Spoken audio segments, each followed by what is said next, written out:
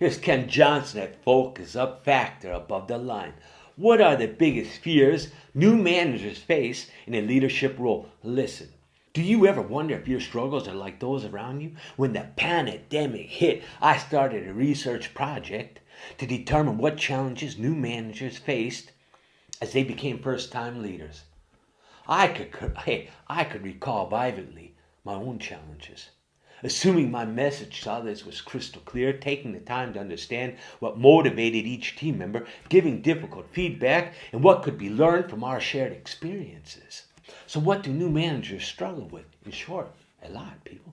And for good reasons. It's a career that is surprisingly and quite often undersupported. Now, here are the most common pain points I heard. Feeling insecure about the new role. Imposter syndrome in new situations. We often feel that we don't deserve to be there and at some point will be found out as a fraud. Feeling insecure about how to lead a team and the different types of people.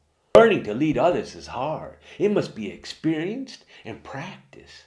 Now hook that up with different types of personalities, communication styles, and generations, and you can easily be drifted away on the leadership ocean. Experiencing stress and anxiety to deliver results. Many managers admitted being overwhelmed by the new workload. Not only did they have their own deliverables, but they now had to get results through others. Layer in things like having to get difficult feedback to a former peer or having to manage an area of non-expertise, and that's where the stress really ramps up. There was also a sense of worry about making mistakes in those early months on the job. Frustration with managing time. The most common response to my question, if you were able to overcome your challenges earlier in this process, what would have been the tangible benefit? Answer, I'd had more time and would have screwed up less, learning important lessons faster. So true.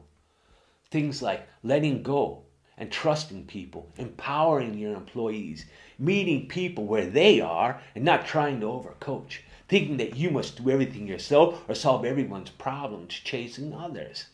Now let's flip the switch because it's equally interesting because many also shared what would have enabled them to succeed if they could go back in time and do it again.